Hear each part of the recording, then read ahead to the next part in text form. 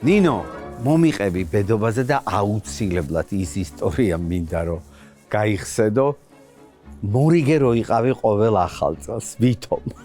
რა ვქნა, გია, თითად არ მგიჟდები ამ ახალი წლის დღესასწაულებზე, იმიტომ რომ ასოცირებულია შრომასთან გააწყვია ალაგი.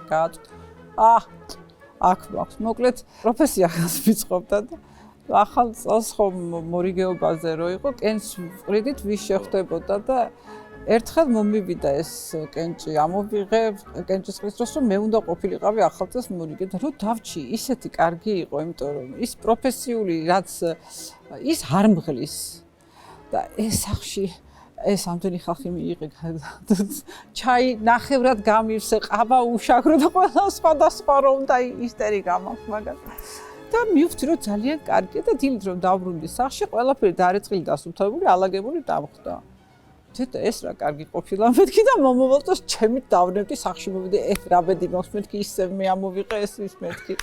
მაგრამ მეორე წელიც ესე და მე ხო არასოდეს არ ვიცი ტყუილის ისა ღიათ ვაღიარე რომ აი ეს მერჩივნე ან ჭურჭლის სტარებას და რეცხვა ხეხვას მორიგეობა ბევრად მეც სიამოვნებას ვიღებდი ამ შემთხვევაში და ეხლანდელი ბედობა, აბა როგორ გითხრათ, ბევრი წელია უკვე, ძალიან ბევრი წელია ბედობაზე გუგა ბავშვები სადღაც მიდიან სტუმრად, ეხა შვილიშვილსაც მოკიდებენ ხელს და დადიან წინ და უკან ერთბებიასთან მეორებებია, მოკლედ ყველგან გადაადგილებით მიდიან სტუმრად და მე ყოველთვის ვრჩები სახლში.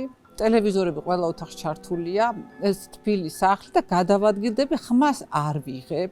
და მთელი დღე ვარ ჩემ თავთან მარტო და ვფიქრობ რა იყო კარგი, რა იყო ცუდი წინა წელს და რას დავტოვებდი ამ წელს. არანაირ გეგმებს არ ვისახავ, უბრალოდ ამ დღეს მაქვს ხოლმე სრული სიმშვიდის კონცენტრაცია, მადლობას ვუხდი ღმერთს იმისთვის, რომ კიდე ერთი წელი გვაჩუქა და მერე საღამოს, უკვე ეს ბევრი წელია ეს ტრადიცია, დალი ჩიტალაძე აკეთებს თავის ელარჯს და ღონს და ასე შემდეგ და იქ მივდივართ რამოდენიმე ჩვენი იქ მიდის ხომი, ელარჯი, ჭორები, ხახა, ხიხი, იქაც რამოდენიმე ვართ ვერძები, ესეთი გზნეული ქალები, შევიკრიბებით ხოლმე, ესე ჩავკიდებთ ერთმანეთს ხელს და უშვებთ კოსმოსში რა გვინდა და მაინდა-მაინც ჯინაზე მაშინ მავიწყდება რა მინდა.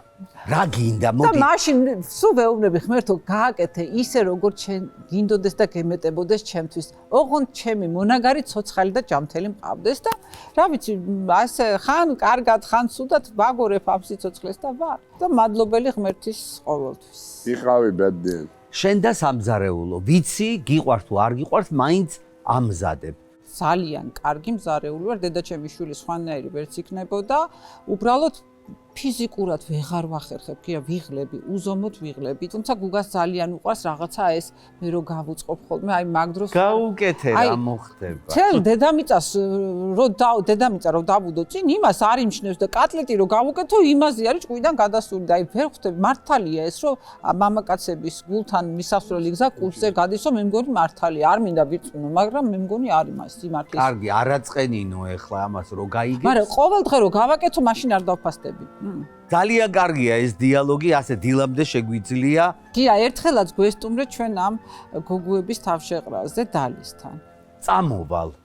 ხო? წამოვალ დალის შუზე. ამაზე ბედნიერება რა იქნება? ოქრო ზოდივით გამოვიყურები. ვერძი რო შეხვალ. ხო. კიდევ ერთი ვერძი შემოგვემატები. აქედან პირდაპირ მივდივართ დალისთან.